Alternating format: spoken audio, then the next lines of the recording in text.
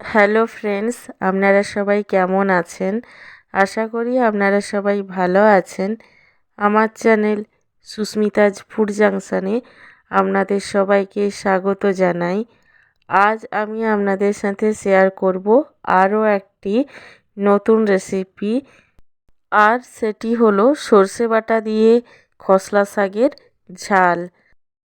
আপনারা তো খসলা শাক বিভিন্নভাবে রান্না করে খেয়েছেন, একবার এইভাবে রান্না করে খেয়ে দেখবেন, আশা করি খুবই ভালো লাগবে।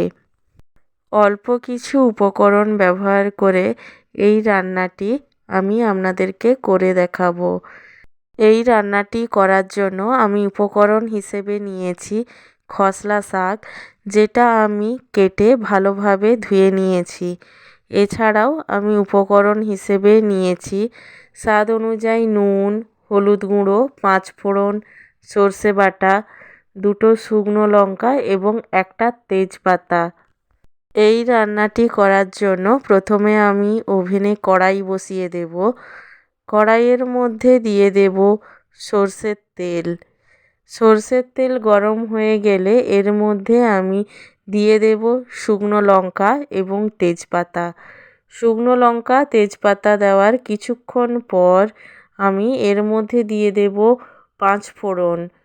5 ফোড়ন ভাজা হয়ে যাওয়ার পর যখন গন্ধ ছাড়তে শুরু করবে, তখন আমি এর মধ্যে দিয়ে দেব আগে থেকে কেটে রাখা খসলা শাক। খসলা শাক দেওয়ার পর আমি সামান্য নেড়েচেড়ে নেব। তারপর এর মধ্যে আমি দিয়ে দেব স্বাদ অনুযায়ী নুন। নুন দেওয়ার পর আমি আবারও ভালোভাবে শাকটাকে নেড়েচেড়ে নেব। শাকটাকে ভালোভাবে নেড়েচেড়ে নেওয়ার পর আমি এর মধ্যে দিয়ে দেব পরিমাণ মতন হলুদ গুঁড়ো।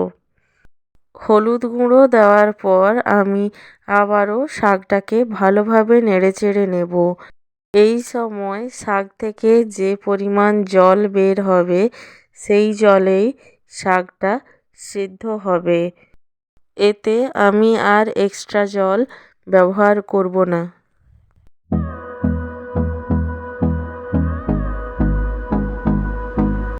শাকের জলটা কিছুটা কমে এলে আমি সর্ষে বাটাটা জলে গুলে শাকের মধ্যে দিয়ে দেব।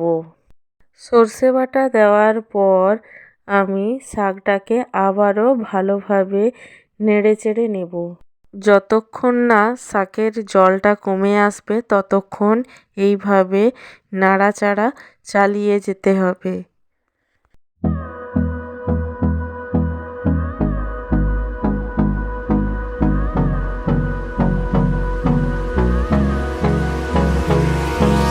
Hold me close till I get up.